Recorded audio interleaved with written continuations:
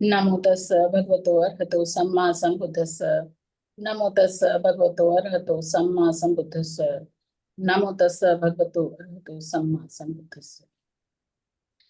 सर्वप्रथम अतुलनीय सम्यक संबुद्ध, उनके उत्तम धम्म और आर्य श्रावक संघ को नमन करते हुए सभा में उपस्थित भिक्षुजन, महाबोधि के प्रेसिडेंट सर और सभी धम्मजनों का मैं यहाँ पे अभिवादन करती हूँ। मेरी ये श्रृंखला शुरू पहले से चल रही है। इसमें पिछली बार हमने देखा था कि जो रूपावचरा ध्यान है उसके बारे में जानना था। आज उसके आगे का, क्योंकि ये चार चित्त हैं जो कि कामावचरा, रूपावचरा, अरूपावचरा और चौथा है लोकोत्तर चित्त। तो आज जैसा मैंने जाना समझा लोकोत्तर चित्त के बारे में, वो मैं आपके सामने यहाँ पर रखना चाहूंगी। तो हम जानते हैं कि चित्त जो है वो 121 प्रकार के चित्त हैं। और चित्त के बारे में पिछली हमने कई अपनी धर्म चर्चाओं में इसके ऊपर चर्चा की है। तो चित्त 121 प्रकार के चित्त हैं, जिनमें से कि ये कामावचरा चित्त जो है वो 54 चित्त हैं, रूपावचरा 15 है, अरूपावचरा 12 और उसके बाद लोकोत्तर चित्त जो है वो 40 प्रकार के ये चित्त हैं। तो ये कुल मिलाकर के ये 121 प्रकार के चित्त हैं। अब इनमें से जो ये कामावचरा चित्त हैं, कि हम सभी ने जाना है कि ये चार प्रकार के हैं। इनमें अकुशल चित्त, अहेतुक चित्त, कामावचरा, शोभन चित्त, ये चित्त हैं जो कि जिनमें से अकुशल चित्त 12 प्रकार के चित्त हैं, अहेतुक 18 प्रकार के हैं और जो कामावचरा शोभन चित्त हैं ये 24 प्रकार के। इस प्रकार ये कुल मिलाकर के कामावचरा 54 प्रकार के चित्त बनते हैं। वहीं पर रूपावचरा, अरूपावचरा ये ध्यान चित्त हैं। अब ध्यान चित्त इसके बाद फिर के जो इनकी ध्यान के द्वारा फिर महाकुशल चित्त उत्पन्न करते हैं, फिर महाविपाक चित्त और देन महाक्रिया चित्त। और जो ये लास्ट में महाक्रिया चित्त होता है, ये केवल और केवल अरहतों का चित्त होता है।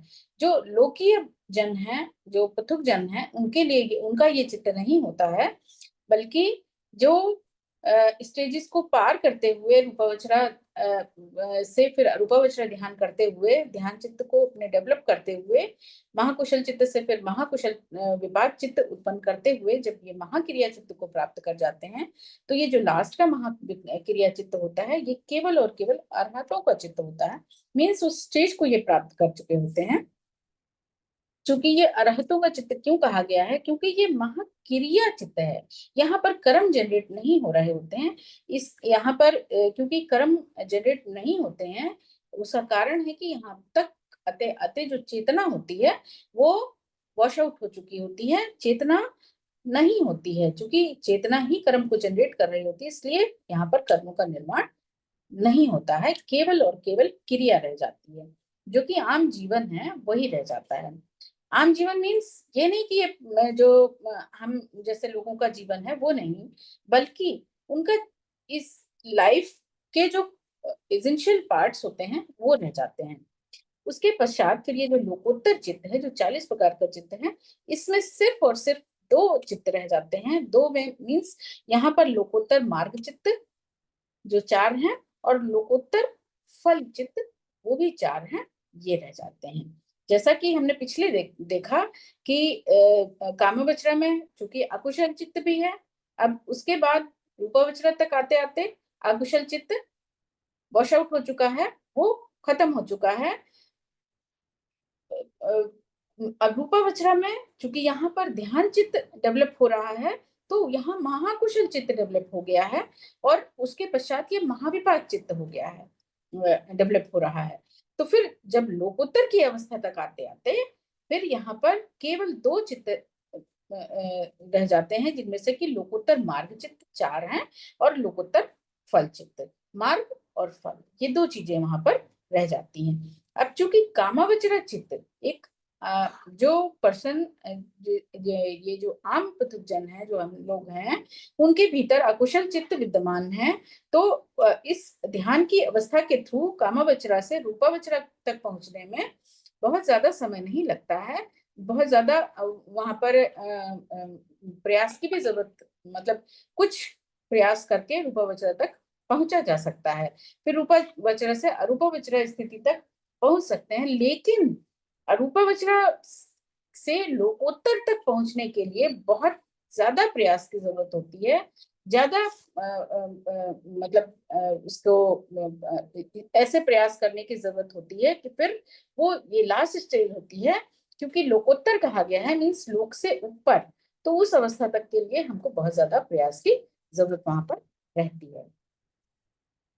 अब चूंकि रूपवचरा से अरूपा और अरूपवचरा से लोकोत्तर तक पहुंचना बहुत ही मुश्किल हो जाता है, क्योंकि लोकोत्तर की अवस्था तक, यानी कि ये कौन सी अवस्था होती है, ये अरहतों की अवस्था होती है, अरहत की अवस्था होती है, अर्थात अरहत तक का मार्ग जो है वो सरल नहीं होता है। इसके लिए बहुत अपने पुण्य कर्मा संजो के रखने की जरूरत होती है, पुण्य कर्मा जनरेट करने की जरूरत होती है।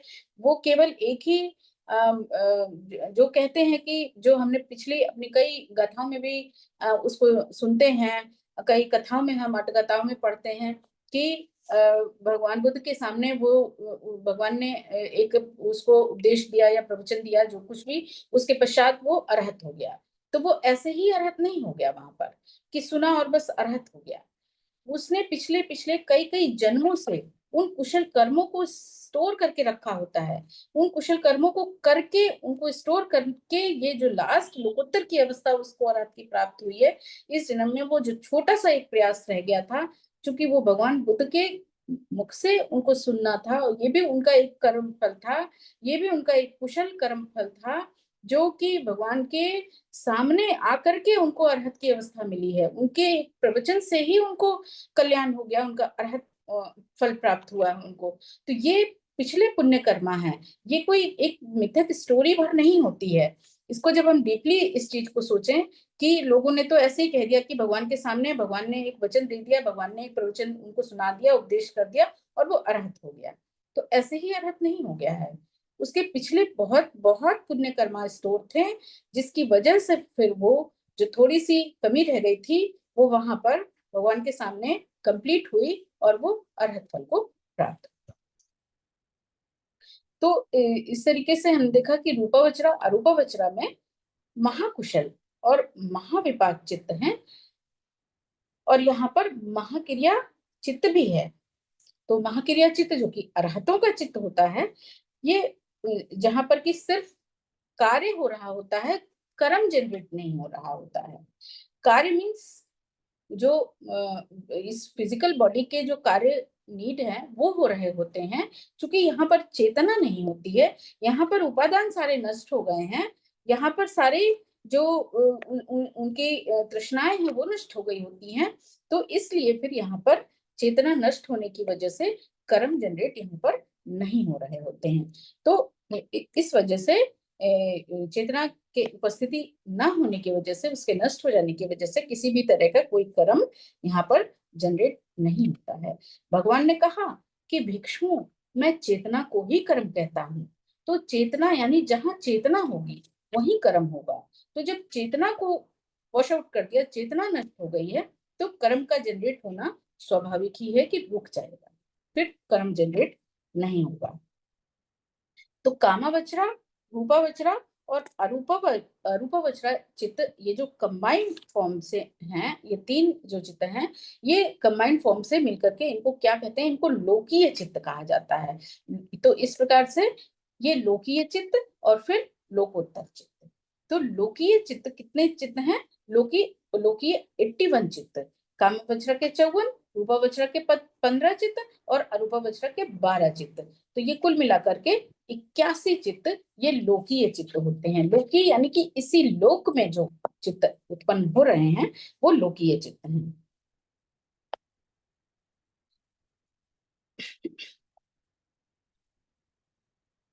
रूपावचरा फिर अरूपावचरा चित्त, ये चूंकि ये ध्यान के चित्त हैं, ध्यान चित्त होने के बाद भी ये लोकीय चित्त ही होते हैं। क्यों? क्योंकि यहाँ पर अभी भी जो ध्यान की अवस्था तक तो पहुंचे हैं, ध्यान के द्वारा ही महाकुशल और महाविपाक चित्त तक पहुंच पाए हैं, लेकिन फिर भी ये लोकी हैं, यानी अभी यहाँ पर चेतना विद्यमान है, यहाँ पर अभी भी कर्म जनरेट हो रहे हैं, इसलिए ये लोकी ही हैं। अब यहाँ पर लोकोत्तर का क्या अर्थ है? लोकोत्तर यानी कि लोक यानी ये संसार है, इससे बियॉन्ड, इससे ऊपर का, इस लोकीय मीन्स ऐसा कुछ नहीं है कि ये कोई जमीन का कोई लेवल है, ऐसा कुछ नहीं है, बल्कि लोकीय मीन्स ये संसार, ये संसारिक।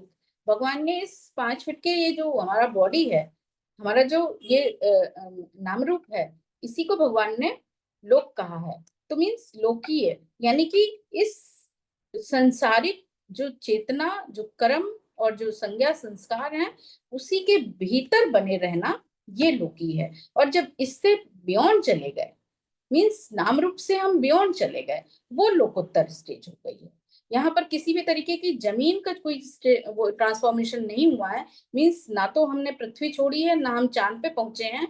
हम सिर्फ इसी पृथ्वी पर रहते हुए इस अपने जो चेतना है, ये जो हमारा चित्त है, इसी की स्टेज को हमने डेवलप किया होता है, जो कि लोकी, और उसके बाद फिर लोकोत्तर की अवस्था आ जाती है। तो जिस भूमि में पंच उपादान स्कंध उपस्थित होते हैं, मीन्स वही चीज यहाँ पर जो नाम रूप है, जो संज्ञा संस्कार विज्ञान, ये 5 उपादान है, स्कंध है, इनकी उपस्थिति जहां पर होती है, उस भूमि को लोकीय भूमि कहा गया है, और इसी को लोक कहा गया है। और जिस भूमि में ये 5 उपादान स्कंध नष्ट हो जाते हैं, उसे फिर लोकोत्तर स्टेज कहते हैं। लोक से ऊपर की स्टेज होती है। तो ये 5 उपादान स्कंध यानी कि रूप, वेदना, संज्ञा, संस्कार और विज्ञान, जब इनका नाश हो जाता है, इनको वॉश आउट कर दिया है, डिस्ट्रॉय कर दिया है, तब जाकर के जो स्टेज आगे की कंप्लीट हुई है, मिली है, वो है लोकोत्तर की स्टेज। तो जो रूपावचरा और अरूपवचरा ध्यान है का चित्त है, ये ध्यान से प्राप्त कर लेने के बाद भी यहाँ पर ये जो 5 उपादान स्कंध हैं, वो विद्यमान बने ही रहते हैं, विद्यमान रहते ही रहते हैं। और जब ये नष्ट, इनको फिर जब नष्ट कर देते हैं, तब फिर ये जो महाक्रिया चित्त उत्पन्न होता है, मीन्स अरहत की स्टेज, वो उत्पन्न हो जाती है। तो यहाँ पर ये जो 5 उपादान स्कंध हैं, इनसे फ्री होना, तो लोक प्लस उत्तर, उत्तर यानी लोकोत्तर, यानी लोक से परे, इसी इसी इन्हीं 5 जो उपादान स्कंध हैं, इन्हीं से परे जाकर के जब चित्त उत्पन्न हो गया है, तो वो फिर लोकोत्तर की अवस्था हो गई है। लोक से परे फिर यानी कि श्रोतापन से अरहत तक की जो अवस्था, वो फिर लोकोत्तर की अवस्था आ जाती है। यहाँ पर माइंड एंड बॉडी जो है, यानी कि ये जो मन और काया का जो संसार है, उससे पार जाना, क्योंकि हम लोग तो इसी संसार में विधे हुए हैं, इसी में बंधे हुए हैं कि मैं, मेरा, ये सब संसार जो मेरा है, मैं हूँ, ये मेरा घर है, मेरा परिवार है, ये इन्हीं सब चीजों में हम यहाँ पर बिंधे हुए हैं। जो लोभ, क्रोध, मोह, द्वेष, यही सब चीजें, माइंड एंड बॉडी, इन्हीं में हम बिंधे हुए हैं। जब इनसे बियॉन्ड जाने की बात, इनसे ऊपर उठने की, यानी सुपर मंडेन पावर जब आपने अचीव कर ली होती है, तो वो लोकोत्तर की स्टेज आ जाती है फिर यहाँ पर।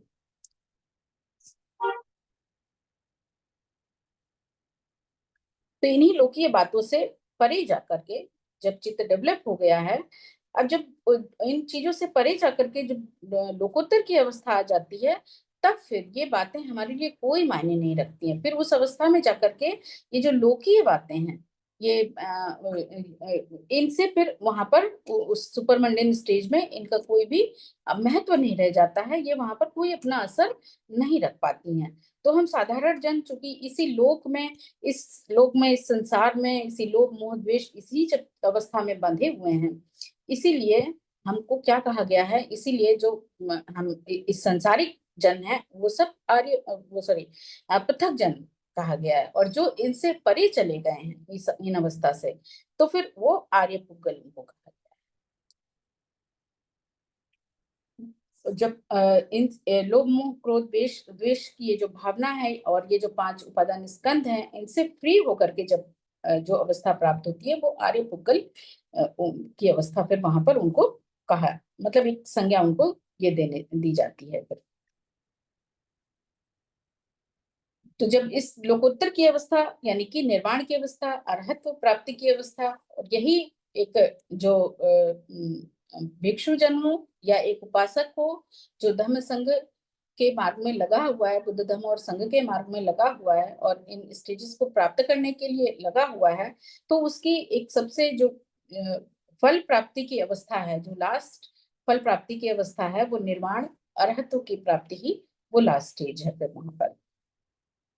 तो लोकोत्तर मार्ग, लोकोत्तर जो चित्त है, जो लोक से परे है, यहाँ पर दो चीजें हैं, लोकोत्तर मार्ग चित्त और लोकोत्तर फल चित्त। अब उसमें लोकोत्तर मार्ग चित्त चार हैं, जो कि सोतापट्टी मार्ग चित्त है, फिर सकदागामी मार्ग चित्त है, देन अनागामी मार्ग चित्त और अरहत मार्ग चित्त। तो ये चार मार्ग चित्त हैं। और लोकोत्तर फल चित्त उसी प्रकार से सोतापट्टी फल चित्त, देन सकदागामी फल चित्त, फिर अनागामी फल चित्त और अरहत फल चित्त। तो इस प्रकार से ये जो 8 प्रकार के ये जो मतलब 4 मार्ग चित्त और 4 फल चित्त हैं, ये यहाँ पर 2 स्टेजेस हैं। एक तो विपश्यनायन के थ्रू हम इसको गेन कर सकते हैं, और दूसरी जो प्रोसेस है वो समध्यानिक यानी कि ध्यान भावना के थ्रू है। तो जो विपश्यना के थ्रू इस अवस्था को प्राप्त करने की कोशिश करते हैं, वहां पर फिर ये 4 यानी 8 चीजें रह जाती हैं, मार्गचित्त और फलचित्त, मार्गचित्त के 4 पॉइंट और फलचित्त के 4 पॉइंट। लेकिन जब समध्यानिक ध्यान भावना के द्वारा जब करते हैं, तो चूंकि हमने देखा कि रूपावचरा में जो यहाँ पर रूपावचरा के 5 तत्व हैं, 5 रूप ध्यान है वहां पर, वो हैं वितर्क, वितर्क, विचार, प्रीति, सुख और एकाग्रता। तो इस प्रकार से वहां पर ये 5 रूप ध्यान होते हैं, जिनके थ्रू जब इनको भी फिर इस तरीके से हम बांटेंगे कि वितर्क के फिर सोतापट्टी मार्ग फल, फिर सकदागामी मार्ग फल, अनागामी मार्ग फल और अरहत मार्ग फल।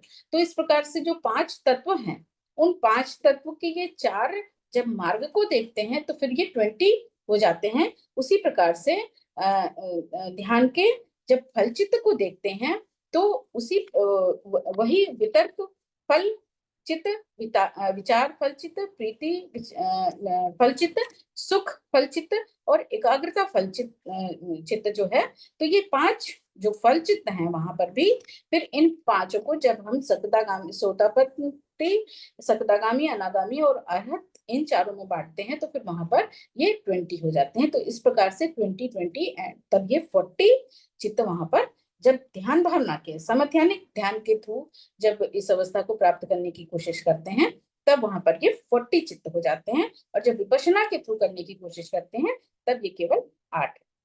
तो इस प्रकार से लोकोत्तर चित्त जो है ये 8 विपश्यना के थ्रू और समध्यानिक ध्यान के थ्रू 40 चित्त बताए गए हैं।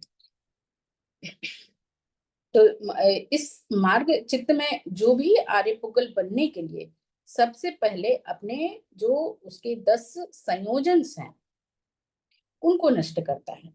अब ये जो 10 संयोजन हैं और ये बाधाएं हैं, ये इसी ध्यान भावना के थ्रू या विपश्यना के थ्रू इन्हीं संयोजन को, ये जो हिंड्रेंसेस हैं, ये जो बाधाएं हैं, इनको नष्ट करने की कोशिश करते हैं। और ये 10 जो अलग अलग ये संयोजन 10 संयोजन है, ऐसा नहीं है कि केवल सोतापट्टी मार्ग में लगे हुए हैं, सोतापट्टी तक पहुंचे हैं और ये 10 संयोजन नष्ट हो गए होते हैं। नहीं, अलग अलग स्टेज पर पहुंचते पहुंचते ये अलग अलग स्टेज में अलग अलग जो संयोजन हैं वो नष्ट होते हैं। किसी में 2 होंगे तो किसी में 3, किसी में 4, किसी में 5, इस तरीके से ये संयोजन जो है हर स्टेज में डिस्ट्रॉय होते जाते हैं। तो ये मार्ग, यहाँ पर मार्ग का अर्थ है कि यानी कुशल चित्त भावना को डेवलप करते रहना, यहाँ पर मार्ग फल को कहा गया है, और सॉरी मार्ग चित्त को कहा गया है। और यहाँ पर फल का चित्त, फल का मीन्स क्या है कि यानी कि रिजल्ट, यानी कि रिजल्ट क्या है, निर्वाण अरहत। तो सोतापट्टी मार्ग से सोतापट्टी फल तक जो ये चित्त का डेवलपमेंट हो रहा है, तो सोतापत्ती मार्ग में लगे रहने से, लगे विपश्यना के थ्रू या जो समझ भावना के थ्रू, ध्यान के थ्रू लगे हुए हैं, तो सोतापत्ती मार्ग से जब सोतापत्ती फल को प्राप्त कर लिया, मीन्स उस स्टेज को प्राप्त कर लिया है, तो वो एक बहुत आनंददायक स्टेज होती है, जो प्राप्त करने वाले को ही पता होगी। सामने वाला, हमारे सामने कोई भी बैठा हो, चाहे कोई साधु सन्यासी हो या कोई भी हो, अगर उसके भीतर अ, अ, मतलब आपके चित्त को पढ़ने की ताकत नहीं है, मीन्स उसके अंदर ये क्वालिटी नहीं है, तो वो ये नहीं जान पाएगा कि आप किस स्टेज को प्राप्त कर सके। ये स्टेज आपको ही पता हो पाएगी, क्योंकि उस चित्त को आप डेवलप कर रहे हैं और उस फल को भी आप ही प्राप्त कर रहे हैं, तो ये अवस्था भी आप ही उसका आनंद ले पाएंगे, उस अवस्था को आप ही जान पाएंगे। तो यहाँ पर क्या हुआ रहा है कि जब इस मार्ग में लगे रहने से उस फल की अवस्था तक प्राप्त हो रहे हैं, तो जो सुखद वे डेवलप हो रही है, वही इस रिजल्ट को बता रही है। और हमारे चित्त को भी ये एहसास हो रहा है कि मेरा चित्त किन कुशल कर्मों को, किन कुशल चित्तों से विरत हो गया है। अब कौन से विचार मेरे चित्त में नहीं आने पा रहे हैं, भले ही सामने वो अवस्था, वो स्टेज, वो परिस्थिति मेरे सामने विद्यमान है, लेकिन वो विचार मेरे भीतर नहीं डेवलप होने पा रहे हैं। यही आपके रिजल्ट का एक पैमाना है, को चेक करने का एक पैमाना है। अभिधम्म के अनुसार जो 160 प्रकार के दुख बताए गए हैं, तो जो आर्य पुगल जो लोग हैं, इनको फिर, जो आर्यपुगल लोग हैं, वो अरहत तक प्राप्त, अरहत फल प्राप्त करने तक उनको ज्यादा समय नहीं लगता है। उनके चित्त से फिर ये, क्योंकि ये जो हमारे भीतर जो ये सबसे ज्यादा हम किस चीज में बिंधे हुए हैं, लोकीय जन किस चीज में बिंधा हुआ है, उसको किस चीज का ज्ञान नहीं है, उसको अनित्यता का ज्ञान नहीं है, उसको दुख का ज्ञान नहीं है, उसको अनात्म का ज्ञान नहीं है। वह अनित्य चीज को नित्य जान रहा है, वह सुख को, दुख को भी सुख जान रहा है, और वो जो किसी भी चीज में आत्मा परमात्मा ऐसा कुछ नहीं है, लेकिन वो इस चीज को रियल मान रहा है, उस इसको इस चीज का ज्ञान नहीं है कि हर चीज कोई अनात्म, अनात्म का कोई ज्ञान नहीं है।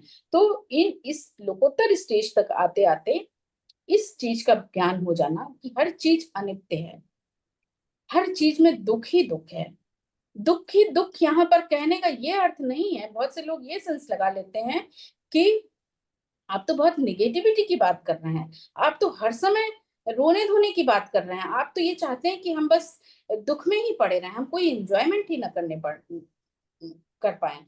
इंजॉयमेंट का मीन्स केवल सांसारिक चीजों से जो हमको सुख प्राप्त हो रहे हैं, वो कहीं ना कहीं अपने पीछे दुख ही छुपाए हुए होते हैं। उसका हमको भले उस समय पे ज्ञान नहीं होने पाता है, लेकिन उसके पीछे हमको उसका रिजल्ट जरूर मिलता है, क्योंकि कर्म है तो फल तो मिलना ही मिलना है। वो कर्म भले ही हमें उस समय सुखमय प्रतीत हो रहा है, लेकिन उसके पीछे का जो छुपा हुआ दुख है, उसको हम नहीं जान पाते हैं। तो ये अवस्था प्राप्त करके लोकोत्तर की स्टेज तक जब आते हैं, जब सोतापन, सकृतगामी, अनागामी, अरहत की स्टेज तक, तब ये अनित्य दुख अनात्म, मीन्स हर चीज में किस तरीके का दुख छुपा हुआ है, उसका एहसास हमको होने लग जाता है। और अनात्म, हर चीज तो अनात्म है ही। तो ये जब तीन चीजें, अनित्य दुख अनात्म, इनका ज्ञान होने लग जाता है, तब वो स्टेज को आप समझ के चलिए कि आप सोतापन की अवस्था में आ गए हैं। उसके आगे की स्टेज, जो ये 10 संयोजन हैं, उनमें नष्ट किस तरीके कितने हो गए हैं, फिर अगली सकृतागामी, देन कितने नष्ट हुए हैं, फिर अनागामी, फिर इसको मैं नेक्स्ट चैप्टर में रखूंगी, फिर कितने नष्ट हुए, तो वो अरहत की स्टेज में आ जाता है। तो इस प्रकार से ये जो संयोजन्स हैं, इन्हीं संयोजन्स की वजह से ये जो हमारा पूरा साइकिल है, जाति जरा मरण का ये जो चक्र है, ये कंटिन्यू बना रहता है। तो ये संयोजन जब तक नहीं नष्ट होते हैं, तो ये जो जाति जरा का चक्र है, जाति जरा मरण का ये चक्र है, वो नहीं टूटने पाता है। और एक अरहत, एक लोकोत्तर की अवस्था को प्राप्त किया हुआ पर्सन जो है, वो इस चक्र को अपने समाप्त कर देता है। तो वो इस जाति जरा मरण के चक्र से मुक्त हो गया होता है, और यही उसका अचीवमेंट है, यही उसका गोल है। तो इसी के साथ सभी लोग इस गोल को अचीव कर सकें, इसी मंगल कामना के साथ मैं अपनी वाणी को यहाँ पर विराम देती हूँ। सभी लोगों ने मुझे ध्यान से सुना और मुझे अवसर दिया, इसके लिए सभी लोगों का बहुत बहुत साधुवाद।